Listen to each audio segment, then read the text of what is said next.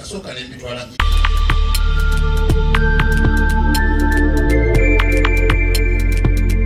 You are watching BGB TV, The Father's Heart.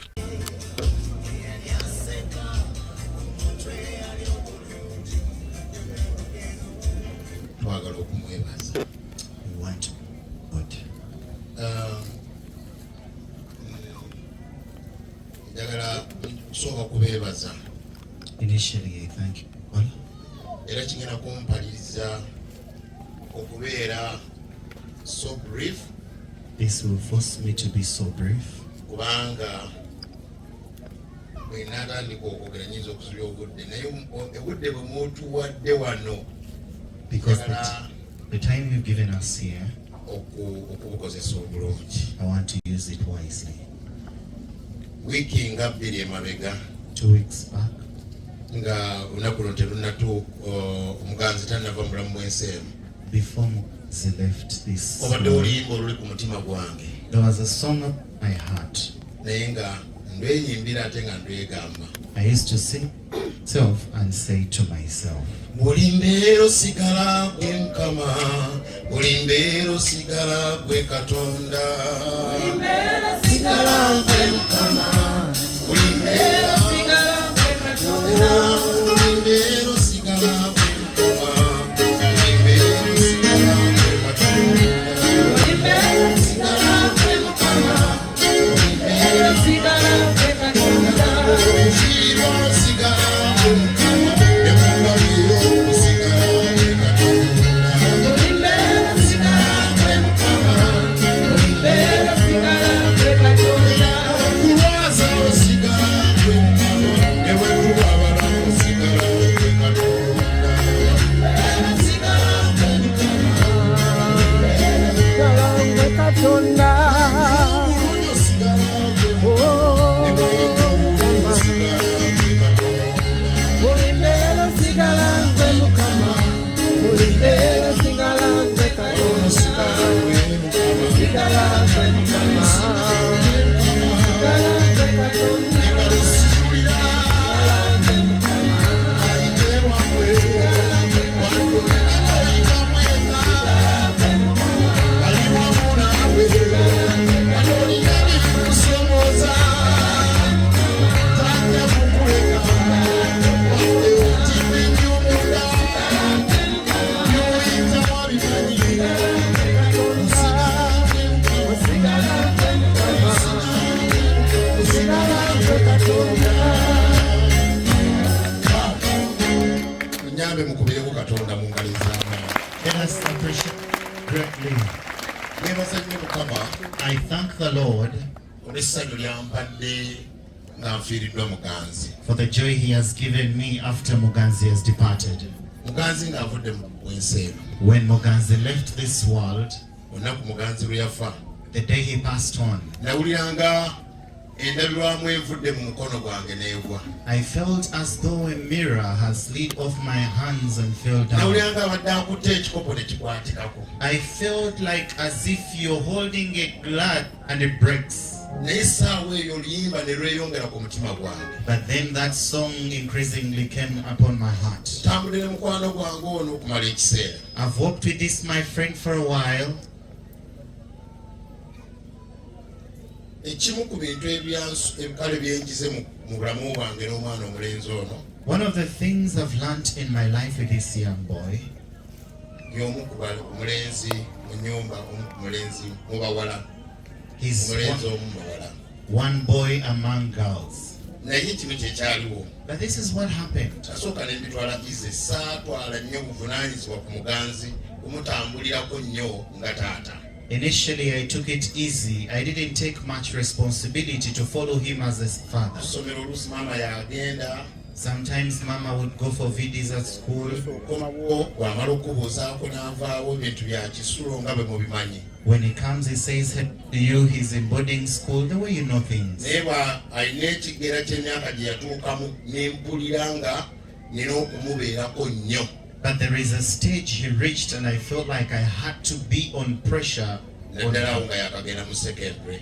More so when he had just joined okubeera secondary. naye I started, n'okumulemerako n'okwogera mu bulamu bwe. I persisted, insisted, and spoke to his life. Kyanyamba nti bwe nali naakatandika omusemberera nga lipooti zensanga ku masomero kweganga sizinsanyusa zimalamu amaanyi ne ngamba omwana wange ono agenda kunnyonoonekako. It helped me. The reports I would hear at school were not that good, and I was saying, my son is going to go astray. Nene manya nti nina ebbanja. But then I knew I had a debt Nsobola okwogera mu bulamu bw'omwana ono. to speak to the life of my son. Kubanga ebyogera mu bulamu bwe ebirala nakizuula nga byali bingi. Because I got to realize that a lot of things were speaking into his life. Naye oluvannyuma lw'emwaka nga gumu n'ekitundu ebiri, But after about 1.5 or 2 years, natandika okulaba enkyukakyuka ey'amaanyi mu bulamu bwa muganzi. I started to see a great change in the life of Obukkakkamu Muganzi. bw'enjawulo, Great humility, okwetonda n'okwenenya, being apologetic. ne bw'omukolera akantu katono nga yeebaza nnyo. Even when you do something small, he's so grateful. Natandika okukemebwa okumwebuuzaako ku bintu bye nnina okusalawo. I started to get tempted to inquire of him of things that I was to decide about. Nagenda buziba neetandika n'okwagala okumulopera banne be baba nkoze, ate era n'anzikakkanya nga tabasalidde musango, ate n'ampooyawooya n'enzira mu layini. In the deepest of thought, I could consult from him about his siblings or sisters, what they had done, but he could calm me down. Abadde mukwano gwange. He's been my friend. Yalwala ng'alina emyaka 17, At 17 years of age, he fell sick, netandika olugendo olwo. and we started the journey. Omwezi ogwokusatu omwaka guno, ennaku z'omwezi nga 8 lwabadde aweza emyaka 22. 8th March this year, he was going to mount to 22 years of age. Naye ng'ate mpulira awadde nga nze taata, naye ng'ate amagezi ge mpulira gansoomooza ng'omuntu. As though I was the father, within me, his wisdom would challenge me as a person. Neebaza Katonda olw'ekirabo ky'omwana ono. I thank God for the gift of this boy. Bino bye bimu ebyansanyusiza Muganzi ng'afudde. These are the things that married my heart when Muganzi passed on. Obulamu bwe bubadde bukyuse nnyo nga butuuse ku level gye naali agaliddeko omwana nga mulenzi, ate nga musajja munnange, ate nga nteesa naye. Kwega Katonda alina engeri gye yafoominga obulamu bwe gyakutte ku bulamu bwe n'abukyusa. His life had so much changed that I felt close to a boy with whom I can consult from a friend. God had changed his life. Ekyokubiri, Secondly, neebaza nnyo Mukama I greatly thank the Lord kubanga Katonda yannyamba ne nkomyawo Muganzi okumujja e India. because God helped me to return Muganzi from India. Tubadde e India emirundi 3. We've been in India thrice. Naliyo mu 2022 2022 I was nembeerayo there. mu 2023 2023 I went. nembeerayo 2024. Even 2024. Naye guno omwaka ogwa 2024 nagenda mwezi gwa 5 twakoma mwezi gwa 10. But in the year 2024, we went in May and we returned in October. Twayita mu mbeera ezibu ennyo n'omwana ono nga tuli babiri mu lumu yaffe mwe twali tusula. We went through a very trying moment, 2 of us in a room where we used to Nayiga reside, ebintu bingi and learnt a mu bulumi lot obutayogerekeka. in great pain. Wabaawo embeera ate n'entya nnyo, ate ye n'ankumaakuma n'aŋŋamba taata teweekubagiza taata nedda. You know? There was a situation, but he would gather me, Father, don't mourn. Kale ekinsanyusa, What marries me? waliwo incident eyagwawo ne tufuna emergency nga balina okumulongoosa essaawa eyo yennyini. Twava mu ddwaliro n'agwa ekigwo naye ne bamulongoosa. Naye mwana yangumya, omwana yankumaakuma ate nga saagala gamba b'ewaka kubagamba tugira bwe tugenda mu theatre bagenda, nagaana okubibabuulira ne twogeranga naye paka. Naye nagamba Mukama nnyamba nzizeyo Muganzi e Uganda nga mulamu. Naye Katonda alina amaanyi, essaala yange Katonda n'agirondoola, Katonda n'agiwuliriza, era nze saagala balimba nagenda okutuuka Entebbe nga ninganga aloota, kubanga abasawo balina ebigambo bye baatugamba nga tuva e India. Nagenda okugenda e India ng'omwana abasawo baŋŋamba nti kansa atuuse ku level 4. I went to India. The doctors had told me that cancer had reached level 4. Naye njagala kugamba nti bwe bamalayo doozi nga baali bagipimye bagamba nti kati ffe tukomye tuweddeyo. I want to tell you that they gave us a dose and told us that after this dose, this is the best we can can do. naye nze nagamba mukama nyamba nzireyo e Uganda. But I told the Lord, help me to return to Kati you. kyansanyusiza It pleased me nti muganzi teyafiira ku ggwanga ate nasobola okumukomyawo. that Muganzi did not die in a foreign land, and I returned him home. Mukama ekyokusatu ekirala kye neebaza mukama Another thing I thank God about, nti muganzi ng'abuzaayo essaawa 2 okufa that Muganzi, 2 hours before he departed, nakolaganye naye n'azza bujja obulamu bwe obw'omwoyo. he renewed his spiritual life with the Lord.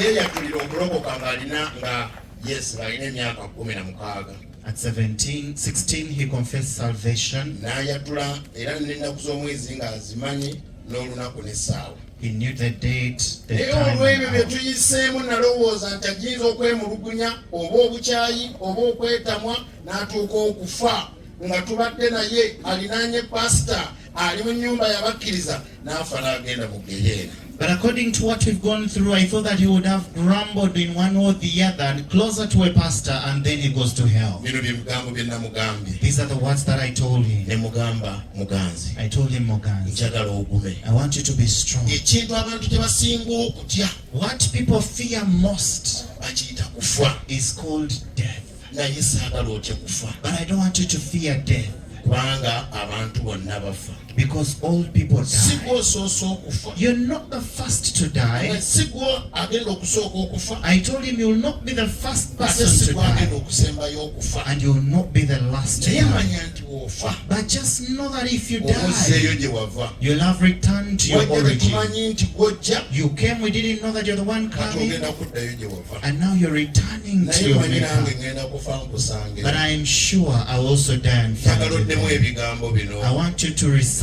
these words. Gamba nti ayi Mukama, Say, oh Lord, siri mwana wa geyeena. I'm not a son of hell. Era ddamu ogambe And say nze this, ndi wa bulamu butaggwaawo. I belong to life Mukama eternal. nsonyiwa ebibi byange Lord, forgive my sin. byonna All my sins. binnanzeeko. Wash them away Ne from me. mugamba And I told him, tigamba nti nteeka omwoyo gwange mu mikono gyo. say that I bless my spirit in your Nteeka hands. nteeka emmeeme yange mu mikono I gyo. bless my soul into your Nteeka hands. omubiri gwange mu mikono I gyo. bless my body into your hands. Luŋŋanya amakubo gange Guide my mu paths mwoyo ne mu mubiri. in spirit and in life. Ne tugamba nti amiina. And we said Ne amen. musabira essaala. I prayed for him. Olwo ng'atandise okwongera okussa obubi. His breath was changing.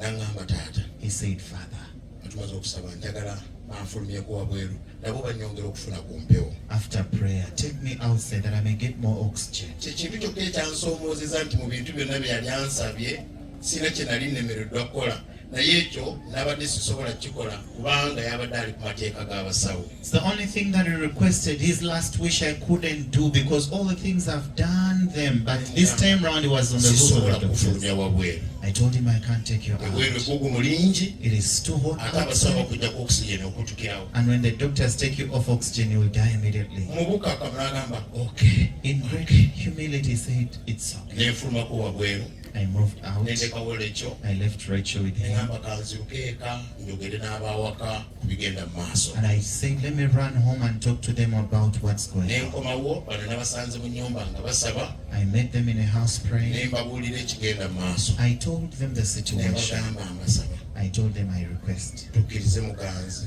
awummule. Let us accept Muganzi to Obulumi rest. bwayitamu bungi. The pain is going through is too much. Tukkirize embeera nga bw'eri. Let us accept the situation the way it Tukkirize is. Katonda akole ekisinga obulungi. Let us accept God to do what is most Kuba precious. omusalaba weeguli Katonda atuwa amaanyi tuguyiteko. If it is a cross, it is there. Let God give us courage to Naye go muganzi through tumuleke it. awummule. But let's let Him Ne rest. tunasaba essaala Mukama muwonye muwonye bw'aba yasalawo okumutwala leka amutwale naye awone obulumi. Even though we say, Lord, heal him, Ne mbawa amateeka.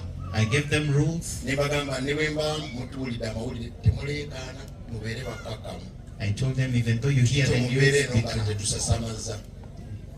Let Naye bwe us not natuuse mu be ddwaliro nga nzizeeyo When I reached the hospital after my return, nasanze amaze okutoomuka. I left when he has already departed. Nenzira wabbali ne nkubira mukyala wange essimu. I went aside, I called my Namugamba wife. muganzi awummudde I told her, naye "Muganzi, mukakkane. but please be calm. ne baneiba temusooka babuulira. Don't first tell the neighbors. Nze mmanyi engeri gye nnyo okwogera nabo mu bukakkamu. I know how I'll talk to them in great. Banakirowoozeza oluvannyuma ne ŋŋamba nze njo kubanga muganzi wonna we twetoolodde muntu w'abantu nga manyi toli wava eri najja n'agamba muganzi afudde kugamba akasaasa abagaawo naki naye nga manyi we najja nja kwogera na buli muntu ku levo ye naye nebaza Mukama ekyo ekiseera twakiyiseemu mpola mpola mukyala wange nakkakkana ate era nga nina bingi bye nali neewala kubanga omuntu muyinza okufiirwa omuntu ate ne mufiirwa n'abantu. Because I was avoiding a lot of things because you may lose someone and lose many people. Naye nebaza Mukama mukyala wange andaze omutima mukazi alaze obugumu kwegamba si bintu kwegamba kkakkanye nnyo. I thank the Lord my wife has shown me bravery, obutali bwa bulijjo great bravery. era anywezezza okukkiriza ku ate n'abaana bonna famire yange n'enywera. She's held her faith and my family is strong. God bless you. Kamalirize nga neebaza Let's say thank you. bannange mwebale kunjagala Amen. mwebale kwagala famire yange Thank you for loving my mwebale family. kunjagalira mu lugendo luno olubaddemu ebizibu ebitayogerekeka. Thank you for loving me in this challenging Abantu bangi journey. batwagala tuli mu mirembe Many people love us when we naye are abantu peaceful, batwagala nga tuli mu bizibu. but people don't love us in naye sorrow. bw'olaba ng'oli mu kizibu omuntu n'akusemberera If you see you in a challenge and someone comes close omanya to waliyo you, ekirala ekimuvuga nga si ssente wabula Katonda eggulu n'ensi. just know something is driving them, not money, but the Lord who created heaven and Katonda earth. abakozesezza okunjagala. God has used you people to love me. Mwebale nnyo mwebalire ddala. Thank you so very Mukulu wange much. Simon Lyombya My elder Simon njagala Luyonga, kwebaza. I thank you. Oyimiridde nnyo mu kawunvu n'aka. You stood in all Ondaze situations. obuvunaanyizibwa. You showed me what Baganda responsibility bange mwenna is. mikwano gyange nammwe abaana abawaka bwe tusula mu nnyumba mbeebaza nnyo. All my elders and young ones, my children, I thank you. Feva ne Rachel mbeebaza muyimiridde nnyo ne muganzi ku kitanda nga mumusitula nga temumwekaanya mbaagala nnyo. Favor and Rachel, you've been there for your brother. I love you so Njagala much. okwebaza abantu abatambudde engendo empanvu okulaba nti mutuuka wano. Thank the people who have walked all this journey to come here. Omusumba okuva Mbale, omusumba John Wandera. Pastor John Wandela from Mbale. Kuba Katonda lwe yandeeta okuweerereza Mbale, wanfuula mwana, wanfuula mukwano gwo, wanfuula muganda wo, wanfuula wa mu nnyumba, naye ondaze obuzira nti wasuze otambula ekiro ate kaakati oli kabeeka. Njagala kwebaza olw'omukwano gw'ondaze I thank you for the love you've showed me. n'abantu be wazze nabo. Together with the team you came Nja with. okwebaza ttiimu evudde e Budaka I thank the team from Budaka, ekuva eri omusumba wako from Pastor Rogers. Wako Rogers' muno church. omukyala mwebale kunjagala. With the white, thank you for Nali loving me. ntwalwa ngenda mu buweereza mu Eastern ndatuukira mu maka ga mwami oyo. In Eastern Ministry, I reached in there. Naye bwe ndabye ekkanisa nga ogisitudde bajje bamperekereko ate nga nali eka nga nakava India omwami oyo era yasitula takisi namba abantu ne bajja ne batukulisaayo eyo India. When I just returned from India, he bought an entire taxi to welcome us. Kwebaza. Pastor, I want to thank you. Nkimanyi nyinza obutamenya omu ku omu. I know I may fail to mention one by one. Nina omusumba okuva e Kamuli. I have a pastor from Yagambye Kamuli. nina kyendabye ku platform kasaba oyimireko musumba. He told me, Pastor Ivan Musumba Ivan wa Miracle Center okuva e Kamuli. of Miracle Center from Nagamba Kamuli. mpulidde amawulire. He said, I've heard Naye mpa terrifying news, programu nkwebaza kubanga nkulabako wano. but give me the program. Thank you that I see Se you. muweebale nnyo. Thank you, sir. Njagala okwebaza abantu obuvunaanyizibwa bwe mulaze nga tuli mu mbeera eno ne muwanirira emikono gyaffe ne tusobola okusigala nga tuyimiridde. I thank all the people, the responsibility you showed me supporting my Byendabye ne situation. byempiseemu sisobola kubuusabuusa Katonda, kwevuma Katonda, kwekyawa na kwenyooma, naye nnyongedde okufuna amaanyi n'okutegeera nti Katonda yatonda eggulu n'ensi gy'ali bannange. What I've seen and what I've gone through, I've known that the Lord is Abamu sovereign. Katonda tumulabira mu birungi bye tukutteko. Some of us see God in the good that we beheld, Naye kirungi okulabira obulungi bwa Katonda ng'oli wakati mu muliro. but it's good to see the goodness of God amidst fire. Nnyongedde okwagala Mukama. I continually Ngenda love the Lord. kumwagala nnyo ate ngenda kumwagaza abantu I'm going to abalala. love God and I'm going to make other people love God Kubanga more. Katonda ye mubeeza atabulawo mu kulaba ennaku. Because God is a comforter in all Mpise mu situations. nnaku emyaka 6 naye nga Katonda ali wamu nange. 6 years we are so terrifying, but the Lord has been Nalwaza with me. abalwadde babiri nga nina senga wange ali awo mulwadde. My auntie Ate ne was muganzi sick mulwadde. and Muganzi was sick. Senga n'afa mu Desemba. Senga died in December Ate kati muganzi naye wuuno ayeebase mu dakiika si nnyingi. and now Muganzi has Naye rested. neebaza Mukama But I thank the Lord olw'ekisa n'essaali zitwaniridde. for the grace and the prayer that has sustained us. Njagala okwebaza nnyo I so much thank banneyibba bange. my neighbors, Bannange abantu b'ennabweru nsaba muyimirireko mumpuubireko munda z'omutima munda z'obuzira. people from Naweru wave to me. You've showed me a great Bannange Mukama heart. abawe nnyo omukisa. May the Lord bless you one by one. Tugamba ku Nabweru kati twajjako nga muganzi wa mwaka gumu. We came at Naweru when Muganzi was 1 year of Kati age. emyaka muganzi gy'amaze mu mubiri gy'emyaka gy'emazewa mu The Nabweru. years Muganzi had in the flesh is the years Neebaza that he omukwano spent gwe there. munda ze. But the love you showed me, Obuvunaanyizibwa okufaayo okutubudaabuda ate ne mu kiseera kino ekyennaku senga yafa mu Desemba wa 2023 nali siriiwo naye abantu baagolokoka ne babeera nti baasobola okuyimirira mu kituli era muzeeyo n'aziikibwa mu mirembe naye nkyebaza nti ne kaakati musigadde mukyawondera Mukama abawa omukisa. Senga died in 2023. You've been there and you're still there. May the Lord bless you. Neebaza bazadde baffe bataata bamaama ne bajjajja baganda bange abavudde ekibaale e Nakaseke.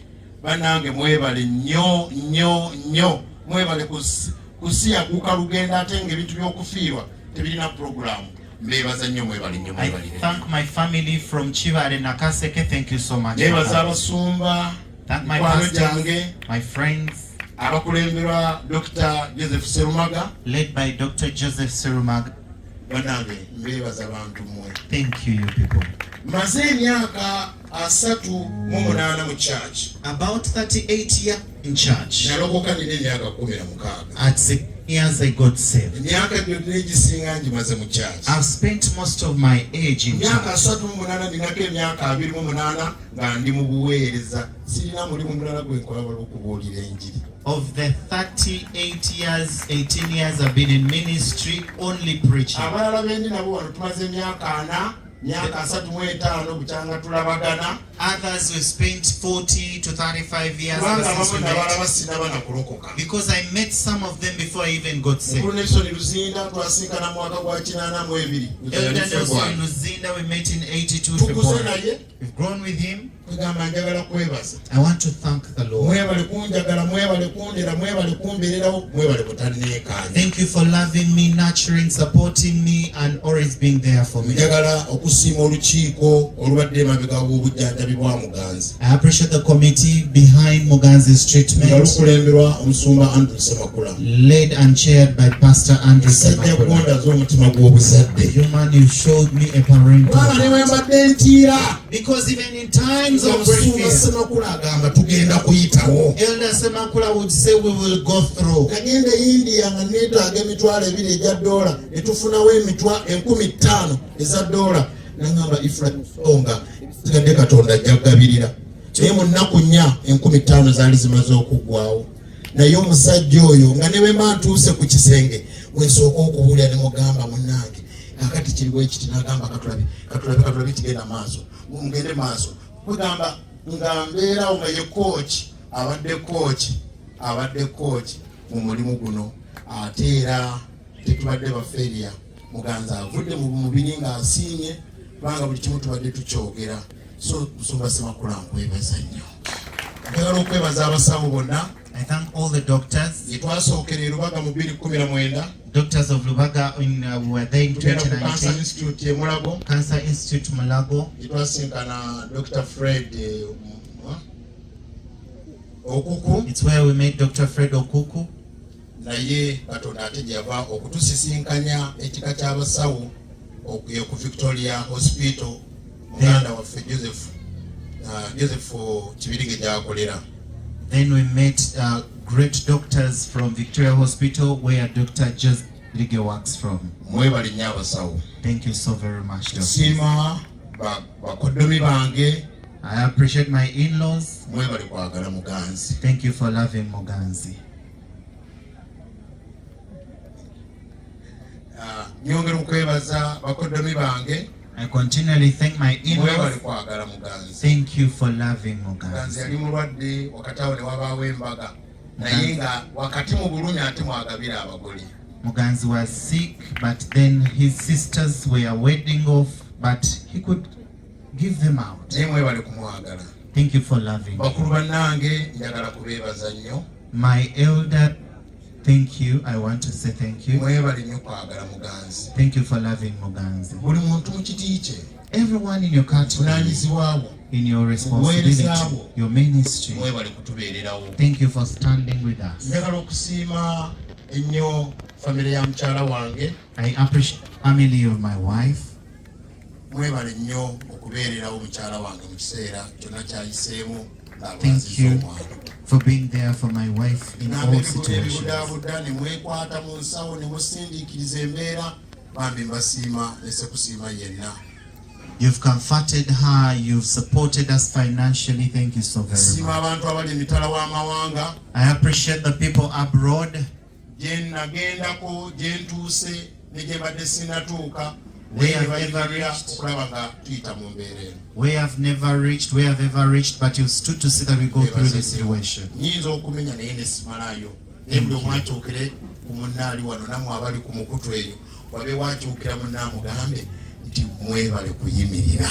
Turn to your neighbor and tell them thank you for standing with us. Even those Mwebale online, nnyo do the omutima same. gwe mutulaze. Thank you for the great heart you Mwebale nnyo showed us. obuvunaanyizibwa bwe mutulaze. Thank you for the Mwebale nnyo responsibility you obuzadde showed bwe us. mutulaze. Thank you for the parental Mwebale heart nnyo you showed obuvunaanyizibwa us. bwe mutulaze. Thank you for the Mukyala responsibility wange you mwebale showed nnyo. us. My dear wife, thank you so Abaana bange much. mwebale nnyo. My children, thank you so Famire much. yange mwebale nnyo. My entire family, thank you so much. Mukyala wange buuza ku bantu mu kigambo kimu. My wife, say hello to the people. Balamusiza nnyo Mukama waffe Yesu. I preach in the name. Mwebale nnyo mwebalire ddala okujja ku mukolo gwa Muganzi embaga esembayo. Mwebale kwagala Muganzi. Annange kiŋŋomeza kinzizizaamu amaanyi Muganzi abadde Muganzi ku nsi ne mu ggulu Muganzi. Mukama abongere omukisa. Tweyanziza nnyo mutya. Okubeera nga nsiima abantu mwenna ab'oku kitundu wano. I would love to thank the people in the area. The residents. Olutalo okuva lwe lwavaawo twasaasaana olujja ne lubanga oluweddewo. Ever since the war ended, we scattered and it's though the family never Naye stayed. 2022 But in 2022, tutandika kampeyini ey'okukomawo ku kiggwa. we started the campaign of restoring the family. Okuva olutalo lwabeerawo Ever since the war famire ended, yange yali esaanyeewo. the family Abalala bali had Bugerera, abalala scattered. bali Bukuya, abalala bali Kyaggwe, abalala bali Singo. Kwegamba nga waliwo omusaasaane We had scattered, naye mbeebaza. but I thank you. Emirundi gino ebiri gye twakayitamu nga tukuŋŋaana nga tuzza bujja mbeebaza ebibala mbirabye. Mwebale nnyo mwebalire ddala ekifaananyi kye mulaze. The 2 times we've reunited, thank you so much. You've showed us a good image. Ate mwebale nnyo abaakoze enteekateeka eno okulaba nga senta 3 zonna zitambula ku church gye twabadde tukuŋŋaanidde ate na wano ekisimula. Thank you all the people, the teams that supported in all ways at church, at Bombo, and here at Bakulu Simba. bange mwebale nnyo. My elders, thank you so much. Abangumiza mwebale nnyo. Those who have encouraged me, thank you so Abalonda much. giri mwebale nnyo. Thank you so much. Naye buli muntu yenna But everyone, Mukama abawe emikisa mingi. may the Mukama Lord bless bankolere you bulungi. greatly, do you good, Mukama atukoze bulungi. and the Lord has done us Tuli good. banywevu, tuli bagumu. We are strong and brave, Ate tugenda kusigala nga tukyaweereza Mukama mu maanyi ag'omwoyo omutukuvu. and we are continually going to serve the Lord in the power of the Holy Spirit. Agisenkusu kandegereyo kano. At the same, so let me say this. Neebaza nnyo naneiba wange wano omwami Makabugo Ssebo Yimireko Haji Makabugo. I have my neighbor, Haj Makabugo. Kubuweereza gye tuweereza wano ku kyoto ye neiba waffe. Is our neighbor at Kawanda. Naye omwami oyo tewali nsonga enkwatako n'asigala mabega. There is nothing that happens to me or celebrating and it doesn't come. Thank you, Haji, to our neighbor in Naweru, from Naweru, together with Mama. I thank you for comforting us. Everyone, those who are in the kitchen, the committee that prepared my friends who work with at the altar,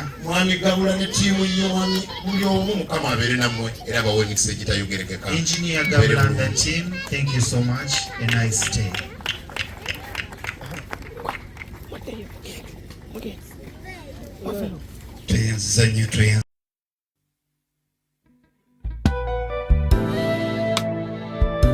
Yes,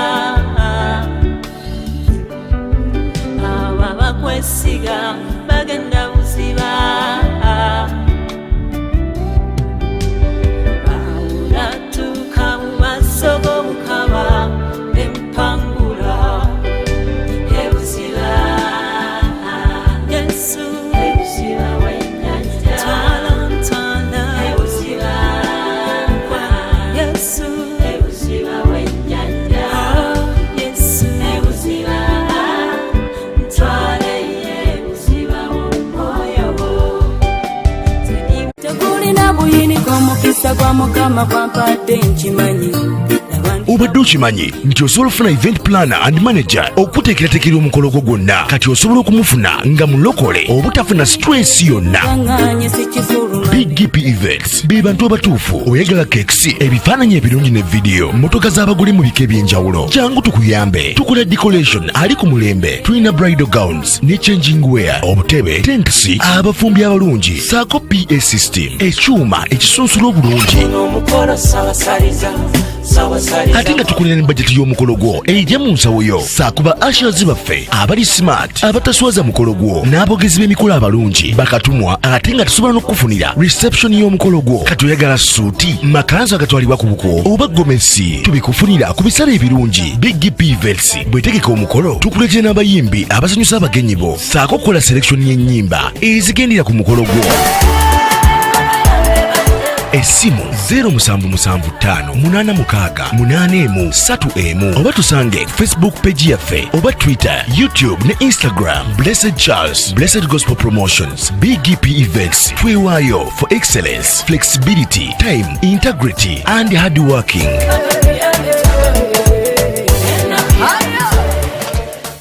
Big GP Events, likinga, subscribinga, oba ogoberere era oyanirize n'omulala byonna bya